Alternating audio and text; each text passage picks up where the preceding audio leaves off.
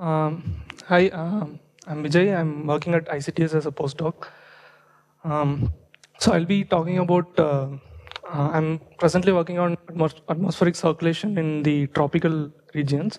So I'll be mainly discussing about a classical paper in this field, which addresses the propagation of waves in the tropics. So it's by Matsuno, 1966 paper. So the first is the derivation of, first is the, I'll just present the shallow water equations. Then we have the quasi-geostrophic assumption, which Professor Sukatme was talking about. And so then I'll also discuss a little bit about forcing, which was presented by Gill in 1980. So the equations are derived on a local Cartesian plane and beta plane approximation. So in the state of rest and hydrostatic balance, we'll get this set of equation. This equation is non-dimensionalized. And so periodic solutions are assumed in x direction and t direction. So x is the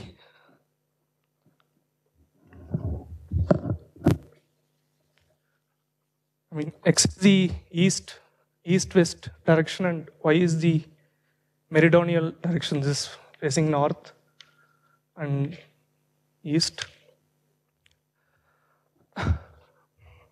So we'll be seeing the modes in the meridional direction and assume periodic solution in x. This is because because of the beta plane approximation, the Coriolis parameter will change according to y. So we'll get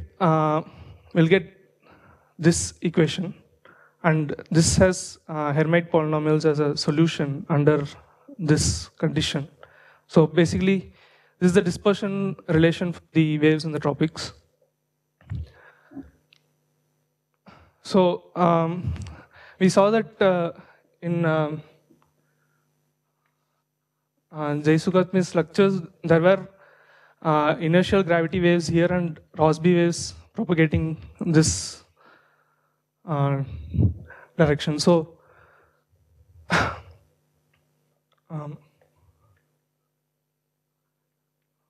so he used sigma for omega.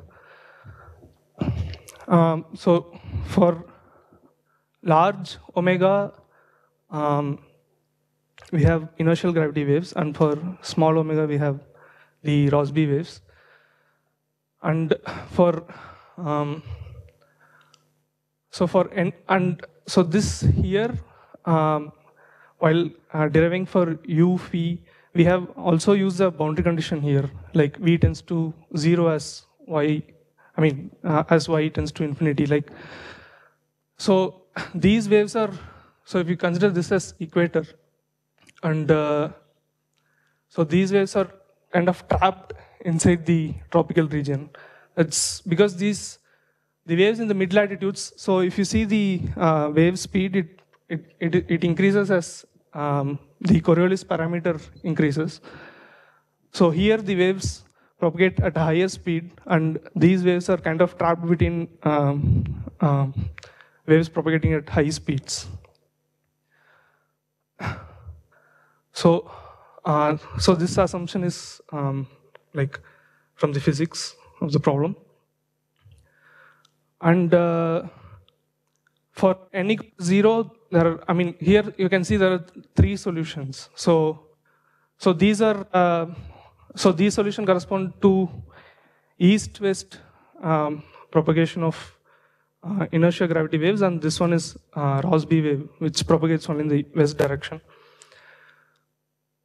So, but for n equal to 0 is the special mode, especially in the west direction. So here, if you see, it's all negative, but here as k increases, omega also increases, and there is no conflict here. But here, if you see for small k, it approximates to 1 minus k by 2, and for large k, it decays, it goes towards 0.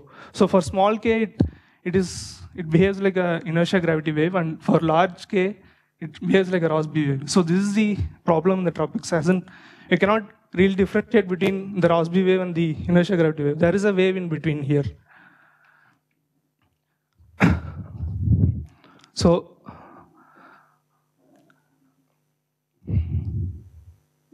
this is the okay, there is one more. So and there is one more wave in the tropical region. So when there is no meridional velocity, that is there is no velocity in the y direction and velocity is there only in the x direction. So that is the Kelvin wave. So Kelvin wave has this dispersion relation. The other one is not valid because it doesn't satisfy the boundary condition. So this is the dispersion diagram. This is the Kelvin wave. And these are the inertia gravity wave. So this dispersion diagram, because it's a convention that k is assumed to be positive and omega in either direction. So this, I mean, you can just take this picture and put it here. So you'll get this picture. So the velocities are written in terms of Hermite polynomials, and you get u and the pressure field. I mean, this represents the height of the wave. So you write in terms of v, and let's see how the circulation in the atmosphere looks like. So this is for n equal to 0. So for n equal to 0, you have v as a Gaussian function. So v is maximum at the equator. So v is maximum at the equator, and u and phi will go to 0 because I mean there's a y multiplying here, and you can work this out. I mean, so in the equator region, you will see that only meridional velocity is there here, and this goes to 0. I mean, this is like a half wave in the x direction, and this is u. There is a phase difference between u and v because here you can see that. So as you go away from the equator, the wave decays because they are trapped in the equatorial region, and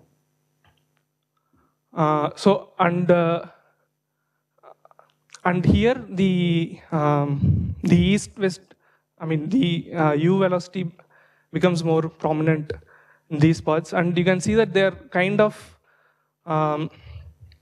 perpendicular to the isobars. So the inertia gravity waves are perpendicular to the isobars, and the Rossby waves are along the isobars because of the Coriolis effect. So you will have this equation for like, so Fv will be